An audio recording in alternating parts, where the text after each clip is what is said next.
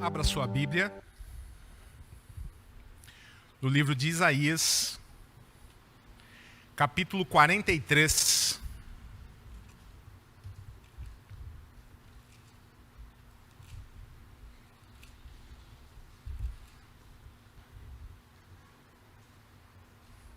Verso 25.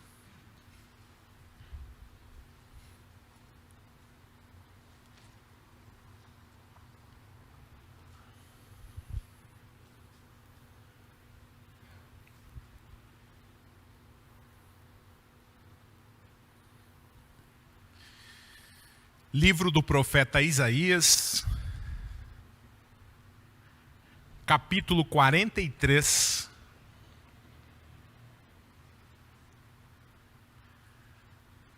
verso 25.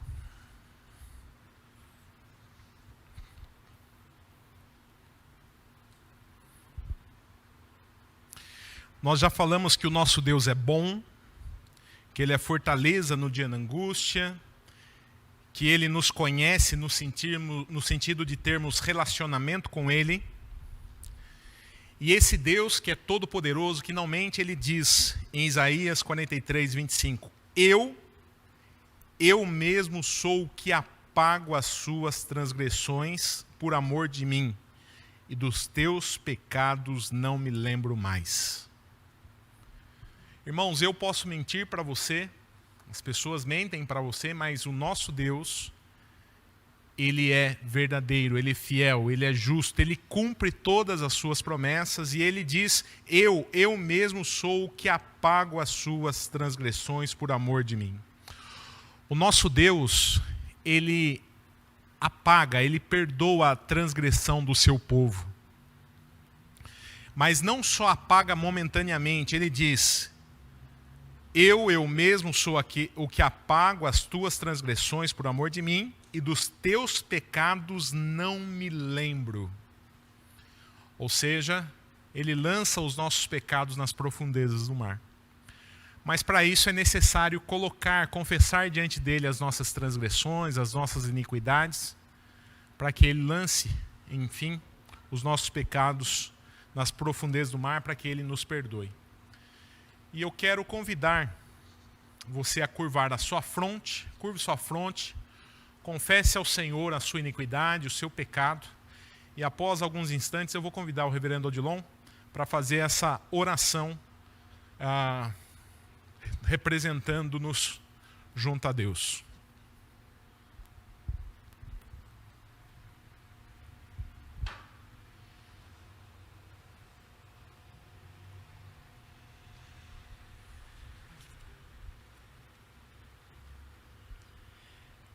Senhor Deus Todo-Poderoso, nosso coração se alegra por estarmos na Tua presença nesta hora de culto, de louvor ao Teu santo nome. E agora, particularmente, ó Deus, quando o Senhor nos convida a entregarmos nossas vidas ao Senhor, confessando os nossos pecados, sabendo que o Senhor é misericordioso, como o salmista Davi dizia, benigno e misericordioso ao Senhor, tardio em irar-se de grande clemência. O Senhor é bom para todos. Agradecemos a Deus por isto, conforta o nosso coração, porque sabemos que o Senhor age em nossas vidas, como também teu servo Salomão dizia no passado, que o Senhor faz todas as suas obras formosamente, de uma maneira muito alegre e linda também. Ele dizia, para confortar os nossos corações, tudo faz Deus formoso no seu devido tempo. A Deus agradecemos por isso, por esse momento da tua palavra, quando o Senhor diz a nós que o Senhor é bom, o Senhor perdoa as nossas iniquidades. Nós agradecemos por isso, ó Deus, e por essa hora de culto. No nome precioso do Senhor Jesus Cristo, oramos e agradecemos. Amém. Amém. Muito bem. Irmãos, nós vamos ter mais uma palavra de oração nesse momento. Já perdoados por Deus. Nós vamos orar pelos enfermos. Vamos orar pelo nosso país também. E eu convido você mais uma vez a curvar a sua fronte. Vamos ter uma palavra de oração, de intercessão nessa hora. Pai de amor, nós acabamos de ler na Tua palavra que o Senhor é um Deus bom, e o que o Senhor é fortaleza para aqueles que se refugiam no Senhor. E nessa hora de culto, ó Pai, nós queremos fazer isso mais uma vez. Queremos buscar refúgio debaixo das Tuas asas. E queremos colocar diante do Senhor aqueles que estão sofrendo. Talvez haja pessoas aqui no nosso meio que estão agora, ó Deus, diante do Senhor, que estão sofrendo fisicamente, que estão sofrendo emocionalmente, psicologicamente, que estão sofrendo, ó Deus, espiritualmente. Que o Senhor tenha misericórdia de nós. Que o Senhor esteja depositando, ó Deus, derramando da Tua cura, da Tua graça, da Tua providência sobre a vida dessas pessoas. E que para a glória do Teu santo nome, o Senhor esteja curando, ó Deus, em todos os aspectos, esses irmãos e essas irmãs. Também queremos colocar diante do Senhor não só aqueles, ó Deus, que estão aqui no templo, as nossas famílias, mas aqueles que nos acompanham também pela internet nessa hora. O Senhor conhece cada um de nós. O Senhor sabe quais são as nossas lutas, dificuldades, problemas. E o Senhor tem poder, ó Pai, para mudar situações adversas que vivemos. Então, em nome de Cristo Jesus, faça isso, visita, ó Deus, as pessoas que nos acompanham pela internet nesse momento, trazendo cura física, cura emocional, cura psicológica. E se há, ó Deus, dentre essas pessoas que nos acompanham pela internet ou aqui no templo, pessoas que ainda não tiveram um genuíno encontro com o Senhor, que o Senhor esteja abrindo esse coração, ó Deus, para a glória do Teu santo nome. Que o Senhor esteja estendendo, ó Deus, o Teu reino no nosso meio. E que nós possamos, Pai, ver a Tua ação misericordiosa, ó Pai, no nosso meio. Abençoa, Deus, cura, transforma vidas. Queremos colocar diante do Senhor também, ó Deus, o nosso país, a nossa nação. A Tua palavra nos ensina, ó Deus, que é nossa responsabilidade, ó Deus, interceder, ó Deus, por aqueles que estão investidos de autoridade. E nós queremos fazer isso nessa hora. Pedimos que o Senhor tome, ó Deus, nas Tuas mãos, ó Deus, cada uma das pessoas, ó Deus, que tem essa responsabilidade, ó Deus, de governar a nossa nação. Passando pelo presidente, seus ministros, passando, ó Deus, pelos juízes, senadores, deputados estaduais, federais, prefeitos, governadores. Enfim, ó Deus, toma esses homens e essas mulheres em Tuas mãos e usa-os, ó Deus, para que nós possamos ter um país mais justo. Um país, ó Deus, abençoado pelo Senhor. Sabemos que a situação é muito difícil economicamente, moralmente no nosso país, mas que o Senhor tenha misericórdia de nós e que o Senhor use a Tua igreja para que nós sejamos sal da terra e luz do mundo aqui no Brasil. Abençoa, ó Deus, a nossa nação. Queremos pedir de maneira muito especial também, ó Deus, continuamos orando por isso pelo fim da pandemia. Nós já agradecemos ao Senhor pelo aumento da vacinação, pela diminuição dos casos de contaminação e morte, mas que em nome de Cristo Jesus o Senhor continue, ó Deus, agindo para que essa enfermidade seja extinta. Essa é a oração que fazemos em nome de Jesus. Amém. E eu quero passar a palavra ao nosso pastor, reverendo Paulo, que será o mensageiro de Deus nessa noite.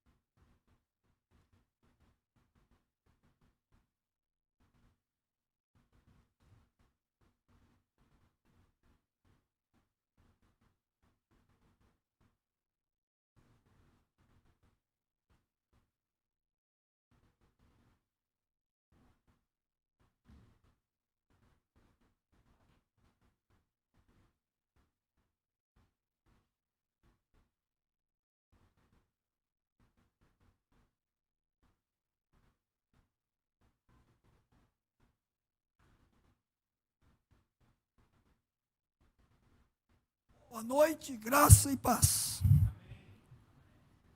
É bom estarmos aqui porque Deus está aqui. É bom estarmos aqui porque somos o povo de Deus, rebanho de Deus, e podemos adorar ao único Deus. E podemos ouvir a voz de Deus pela sua palavra. Antes de ler o texto e trazer a mensagem, eu quero trazer uma palavra da minha mãe. Na última terça-feira, na reunião virtual, minha mãe estava do meu lado. E ela ficou feliz em participar da reunião de oração. Ela chorou durante a reunião, emocionada. E eu falei com ela agora à tarde, disse: Paulo, não se esqueça de agradecer a igreja. E falar para a igreja que eu me senti muito feliz de estar participando daquele momento. E sou grato a Deus pelas orações da igreja. Então eu registro aqui a palavra da minha mãezinha Ivone, que participou com os irmãos na última terça-feira. Ok, abram comigo em Romanos capítulo 1. Romanos capítulo 1.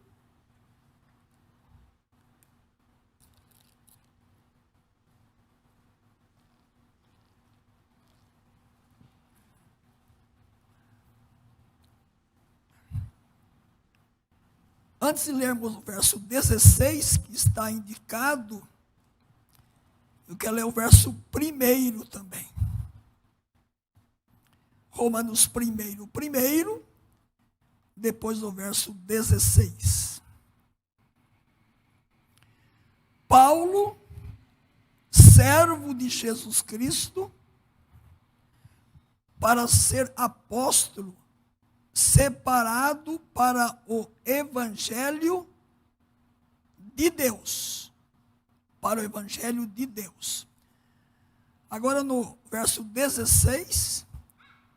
Pois não me envergonho do Evangelho, porque é o poder de Deus para a salvação de todo aquele que crê. Primeiro do judeu, e também do grego.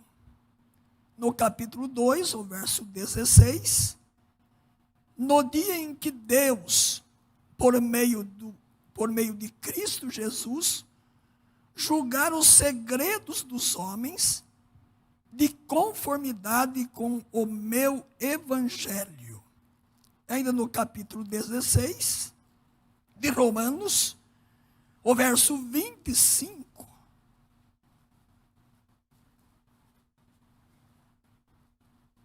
ora, aquele que é poderoso para vos confirmar, segundo o meu evangelho, e a pregação de Jesus Cristo, conforme a revelação do mistério, guardado em silêncio nos tempos eternos. E na segunda carta de Paulo a Timóteo, no capítulo 2, o verso 8.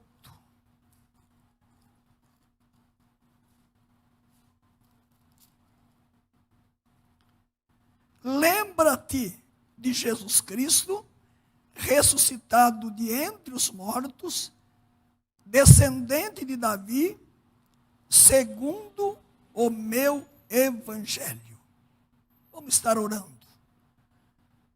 Deus eterno, Deus soberano, Deus único, Tu que és o nosso Deus pela mediação exclusiva de Jesus Cristo como Salvador e Senhor, agora que abrimos a Tua palavra mais uma vez, neste dia e mais uma vez neste culto, pedimos que Tu abras o nosso coração, o nosso entendimento, que Tu venhas desvendar os nossos olhos, para que nós contemplemos as maravilhas da Tua lei. E que a palavra que Tu tens para cada um de nós possa produzir no nosso coração mudanças, transformação, santificação e também redenção em Cristo Jesus. Nós oramos agradecidos em nome de Jesus. Amém. A nossa proposta, o meu evangelho. E pensando nesta direção, os irmãos viram que Paulo escrevendo diz evangelho de Deus, não me envergonho do evangelho, e o verso 16, se você pegar a versão corrigida, é uma outra tradução possível, porque não me envergonho do evangelho de Cristo. Se você pegar a nova versão transformadora, pois não me envergonho das boas novas a respeito de Cristo. Então, Paulo começa falando que o evangelho é de Deus. Depois ele fala que o evangelho é de Cristo. E nos demais textos ele fala meu evangelho. E eu quero trabalhar esse contraponto que Paulo faz. Por que eu quero trabalhar isso? Como é possível eu dizer que é evangelho de Cristo? Então, se é de Cristo, a origem está em Cristo. E o proprietário desse evangelho é Cristo.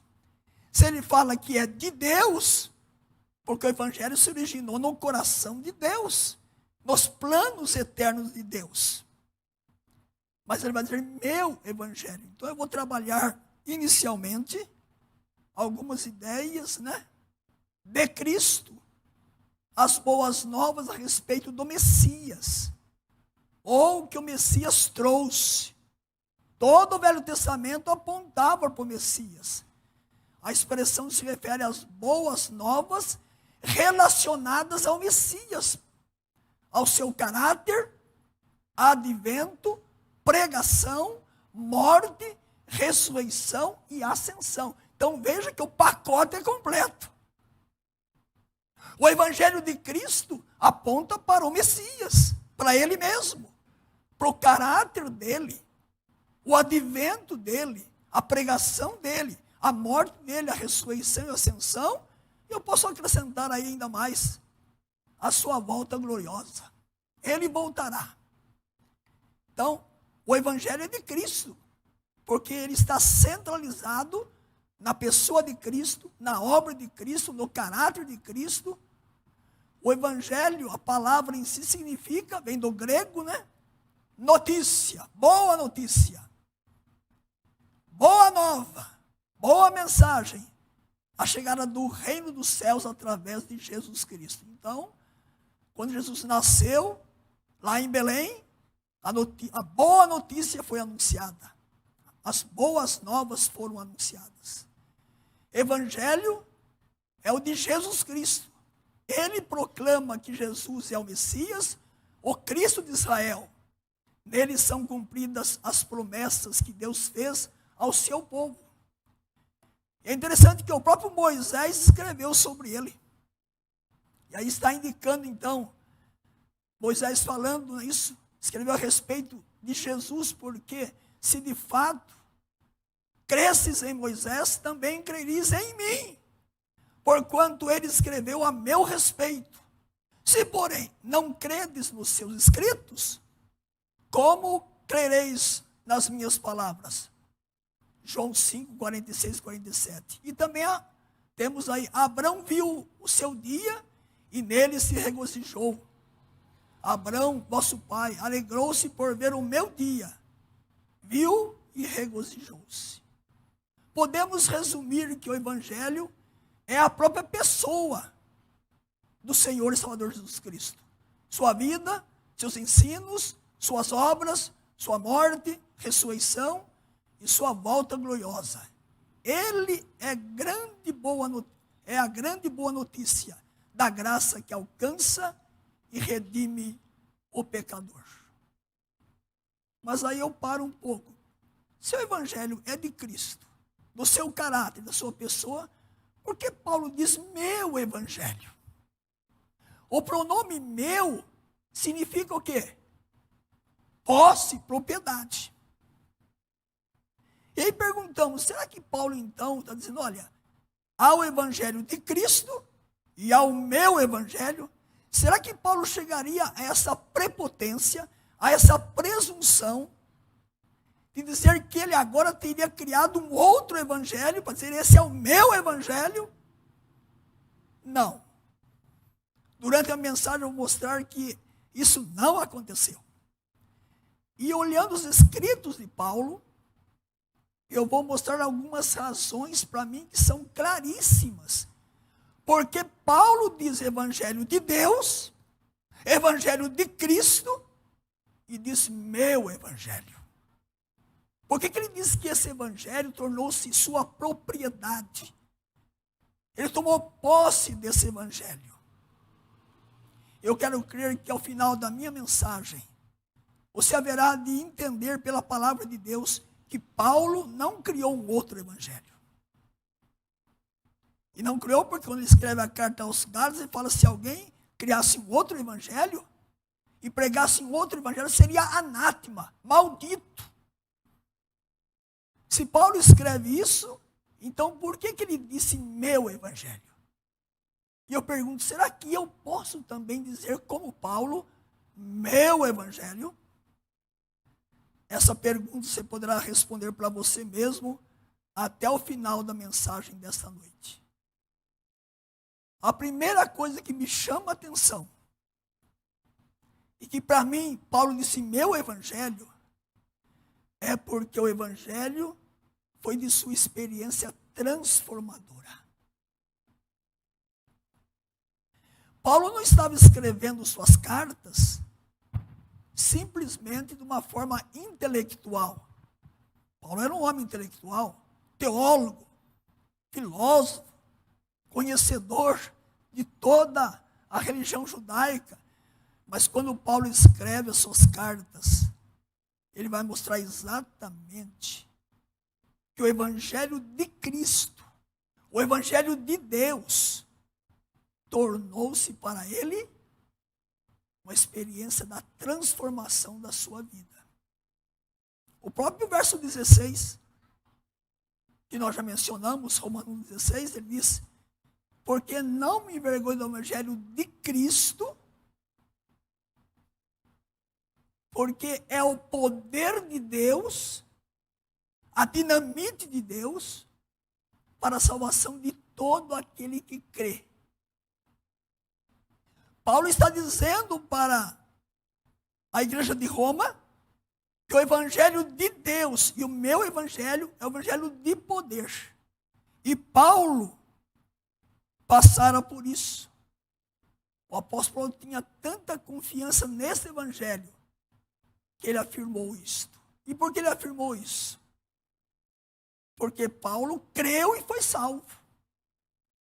Paulo não estava escreveu 13 cartas e não pregou o evangelho, não fez viagens missionárias, porque ele tivera simplesmente um convencimento intelectual do evangelho. Não! O apóstolo Paulo tivera uma transformação genuína através do evangelho de Cristo, da pessoa de Cristo.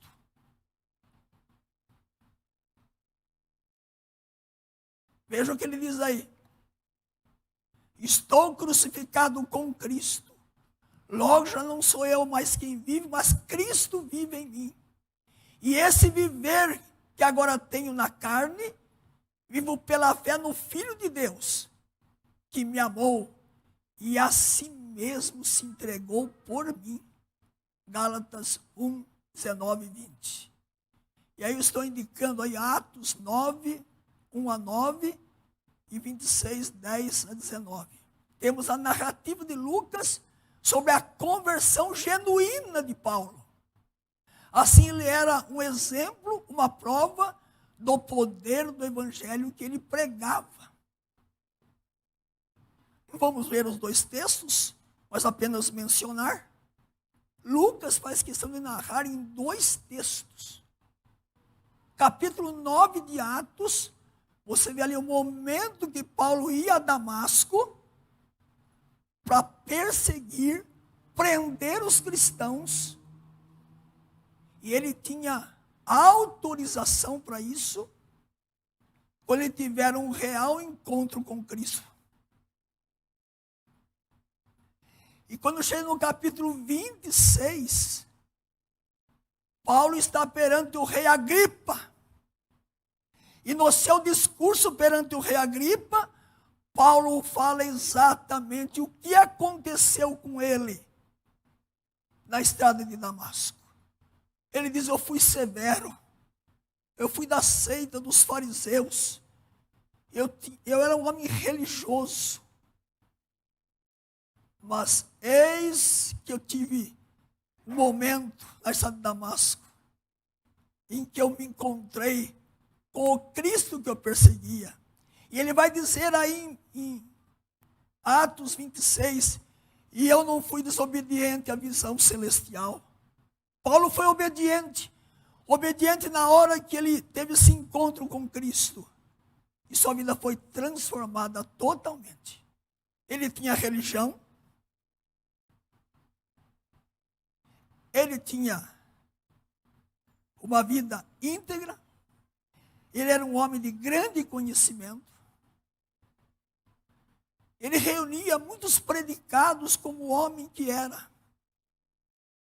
pelo seu potencial intelectual, por tudo que ele conhecia da religião judaica, das escrituras do Velho Testamento, mas nada disso dera para Paulo transformação de vida.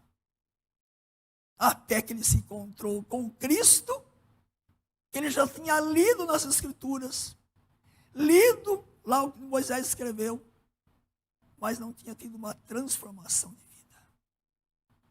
Não basta conhecimento, é preciso experiência pessoal. Não basta termos um conhecimento da verdade de Cristo, é indispensável termos uma experiência pessoal e transformadora.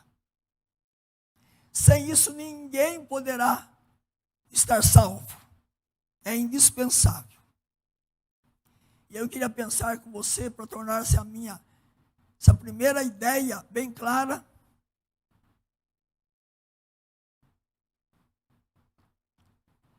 Faz de conta que eu fui à sua casa, em algum momento, me assentei à mesa com você, e você estava chupando laranja. Eu gosto sempre, depois da refeição, chupar uma laranja. E eu pergunto para você: está doce essa laranja? Você fala: pastor, está muito doce. Eu posso concordar com você. Mas enquanto eu não apanhar uma laranja, que você poderá me dar, descascar essa laranja e chupar, eu não terei a mesma experiência que você está tendo. Não será possível. Eu vou para casa com a ideia: laranja doce, muito doce.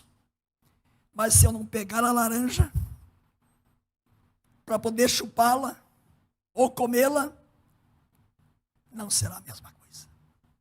Ou numa outra ideia, quem sabe você está lá chupando um favo de mel. Eu pergunto: se mel está doce, se favo está muito doce, pastor. E eu vou para casa pensando: o mel é doce, é muito doce. Mas se você não me der um pedaço do favo de mel para eu colocar na minha boca e dizer: sim, é muito doce, é doce de verdade, não será a mesma coisa. Assim é com a pessoa de Cristo. Não basta conhecimento, é preciso um encontro real, genuíno, verdadeiro. E o apóstolo Paulo pode dizer: meu evangelho, meu, de propriedade, de posse, porque Paulo tivera um encontro genuíno com Cristo. E é tão verdade que ele teve esse encontro. Os dois textos de Lucas narram isso, Atos 9, Atos 26, e as cartas de Paulo são um registro inequívoco de que como Paulo tivera uma transformação de vida. Ele encarnara a pessoa de Cristo, o ensino de Cristo, a mensagem de Cristo, o amor de Cristo, a tal ponto que ele chegou a dizer, como foi lembrado de manhã aqui, escrevendo Sua primeira carta aos Coríntios, capítulo 11, né? Verso 1. Sede meus imitadores, como eu sou de Cristo.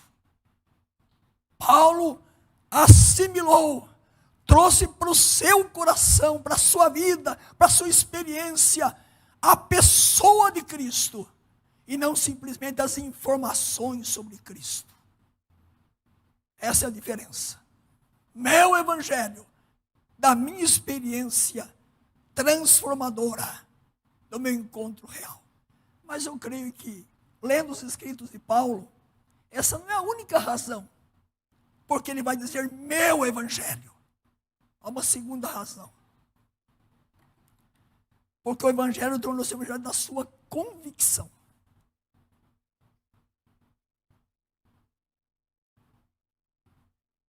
E onde eu encontro isso? O próprio Paulo escreve. Veja a convicção do apóstolo Paulo. Escrevendo para seu filho na fé, Timóteo. E por isso estou sofrendo estas coisas. Todavia, não me envergonho. Paulo está no final da jornada, escrevendo ao seu filho Timóteo, filho na fé. Veja o que ele diz. Olha a afirmação deste homem, que disse meu evangelho. E por isso estou sofrendo estas coisas. Todavia não me envergonho, porque eu sei em quem tenho crido. E estou certo que é poderoso, de que ele é poderoso, para guardar o meu depósito até aquele dia. E por que Paulo disse isso a Timóteo?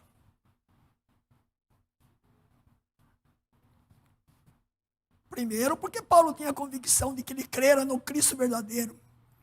E segundo, porque na época do apóstolo Paulo, borbulhavam os falsos mestres, falsos ensinos. E Paulo diz para Timóteo, você tem que continuar na sã doutrina, aquilo que eu ensinei. E olha, Timóteo, eu sei em quem tenho crido, não tem nenhuma dúvida, nenhuma dúvida. E eu vou morrer crendo, Timóteo. Irmãos, é de grande importância no mundo do século XXI esta convicção de Paulo. Porque muitos hoje estão indo por aí, como diz Paulo lá, em Efésios, ventos de doutrinas. Quantos que são demovidos da fé cristã por nada? Qualquer um que chega aí falando bonito, já arrasta pessoas. A mídia vai jogando aí, jogou há pouco tempo aí, alguém que estivera como líder. Não vou citar o nome aqui, mas os irmãos vão saber.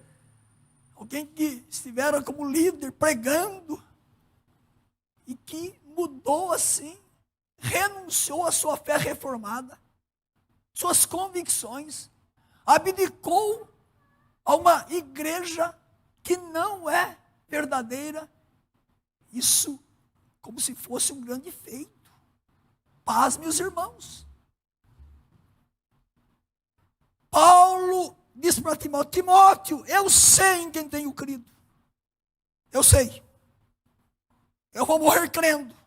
Eu não me equivoquei no encontro com Cristo. Eu não tenho nenhuma dúvida que Cristo mudou a minha vida, a minha história. E que o cristianismo que eu criei é a única religião verdadeira. Paulo não era Maria vai com as outras. Crente Maria vai com as outras. Qualquer sopro derruba ou muda a cabeça. Cristão não pode ser assim. Ou também Paulo não era o camaleão, né? Que se adapta a qualquer lugar, qualquer cor. O camaleão é assim. Se está lá no verde, vira verde. Se está no cinza, vira cinza. Paulo não era nem Maria vai com as outras, e não era nem camaleão. Nem camaleão. E aí eu coloco aí, Muitos estão abandonando o evangelho genuíno de Cristo por outras ideologias ou filosofias humanistas, ou abraçando um evangelho sincrético. Cristo mais judaísmo, Cristo mais filosofia, Cristo mais legalismo, Cristo mais misticismo, Cristo mais ascetismo. Muitos estão abandonando.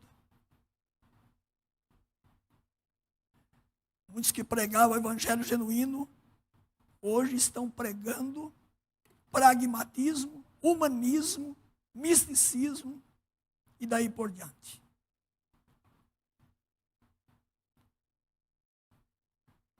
Há poucos dias, conversando com uma pessoa, ela me interpelou: o senhor faria um casamento homossexual?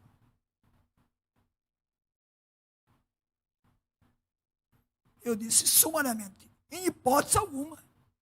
A Bíblia que eu creio, o evangelho que eu tenho crido, na minha convicção, não possibilita eu oficiar um casamento homossexual. Eu sei que tenho crido na palavra de Deus e no Deus da palavra, no Cristo que mudou a minha história e a minha vida, o Cristo que preencheu o buraco do meu coração, o vazio da minha alma, o Cristo que tirou a minha crise existencial como jovem e me colocou os pés firmes na rocha que é Ele mesmo. Jamais farei isto. E aí a pessoa continuou: e você compareceria a um casamento homossexual? Disse: também não. Porque se eu comparecer, eu estou concordando com aquele ato antibíblico. Convicção desse homem. Convicção do apóstolo Paulo. Meu evangelho, da experiência transformadora de Paulo e da sua convicção. Mas eu creio que posso pensar numa mais uma razão porque Paulo disse meu evangelho.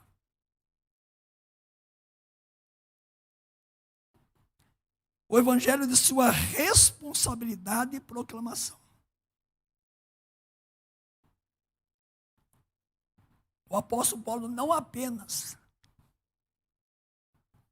foi transformado por Cristo, não somente tinha segurança, e ele morreu assim. Ele morreu firme, inabalável. Mas Paulo, desde a sua conversão, ele sentiu a responsabilidade de proclamar o evangelho de Cristo. E onde que eu encontro essa mensagem? Veja aí o texto. Se anuncio o evangelho, não tenho de que me gloriar, pois sobre mim pesa essa obrigação. Porque ai de mim, se não pregar o evangelho. Notem bem que ele não disse um evangelho, mas o evangelho. Hoje estão dizendo que há vários evangelhos, há várias possibilidades. No mundo pós-moderno existe a pluralidade. A sua religião, a minha. O cristianismo é único, é absoluto. O evangelho é único, não há dois evangelhos. Não há o evangelho de Cristo, de Deus, e o evangelho segundo o Espiritismo. Porque segundo o Espiritismo não é mais evangelho de Cristo. Porque o evangelho de Cristo não admite reencarnação. Então, o evangelho de Cristo é único. É único. E Paulo diz então que ele tinha a obrigação de pregar o evangelho. Há um só verdadeiro, que é o evangelho de Deus, o evangelho de Cristo.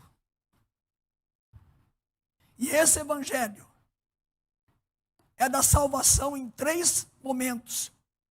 Salvação passada da penalidade do pecado, salvação presente do poder do pecado na nossa vida diária e salvação futura da própria presença do pecado no céu.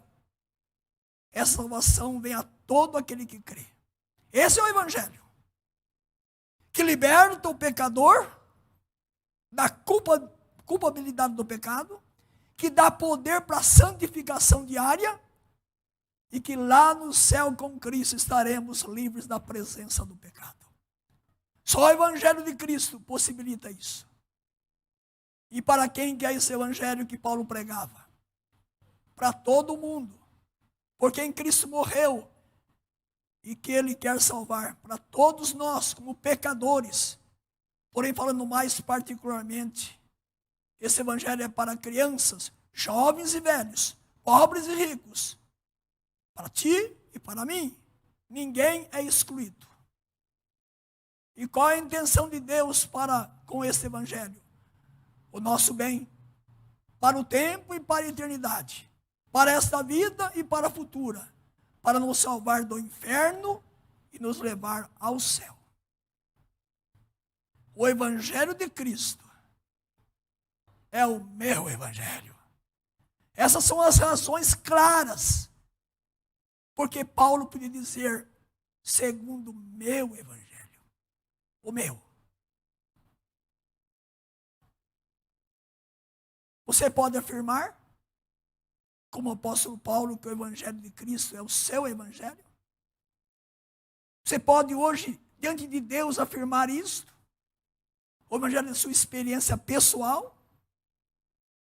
De sua convicção? De sua responsabilidade e proclamação? Você pode fazer isso? Responda diante de Deus. Que você possa hoje ter um encontro pessoal com Cristo. E afirmar com todas as forças do seu coração, de sua alma. Pois não me envergonho do evangelho de Cristo.